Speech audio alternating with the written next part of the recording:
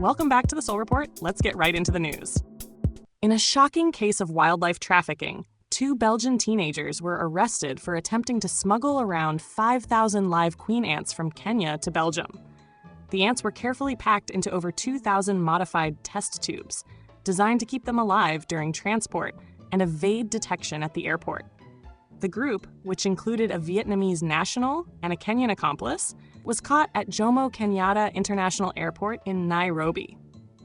Authorities believe the ants were destined for the exotic pet markets in Europe and Asia, where queen ants are highly valuable due to their ability to start entire colonies. Most of the ants were the rare Messer cephalote species, commonly known as giant African harvester ants, which are especially sought after.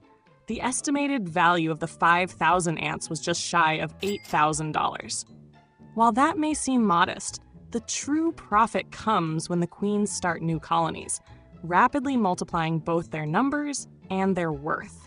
The suspects admitted to collecting the ants without the necessary permits, claiming they weren't aware of Kenya's strict wildlife laws. They've pleaded guilty to charges related to the illegal possession and trafficking of live wildlife and are awaiting sentencing, scheduled for April 23rd. Under Kenya's Wildlife Conservation and Management Act, penalties for such offenses can be severe, fines up to 20 million Kenyan shillings and even life imprisonment. Lucky for these ants, they'll return to their native ecosystem, but sadly, they won't get to enjoy any of those famous Belgian waffles.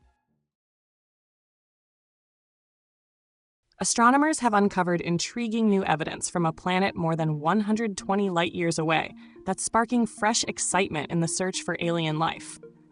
K218b orbits in the habitable zone around its M-type red dwarf star, meaning liquid water could exist on this planet. Recent observations from the James Webb Space Telescope also picked up traces of dimethyl sulfide, a molecule that, at least here on Earth, is only known to be produced by living organisms, mostly plankton floating in the ocean.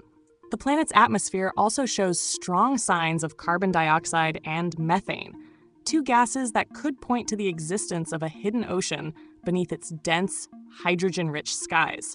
These conditions would classify this planet as a Hycean world, which has been theorized before, but this discovery is the strongest hint yet that these ocean worlds might actually be real, and possibly even habitable.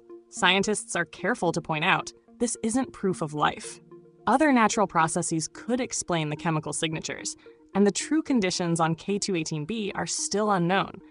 But the discovery is pushing the search for life beyond the usual Earth-like targets, and opening up new possibilities for what might be out there waiting for us.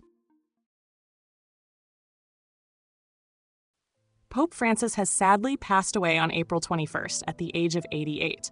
He died at his Vatican residence following complications from double pneumonia and kidney failure after weeks of declining health that began with a severe case of bronchitis in February.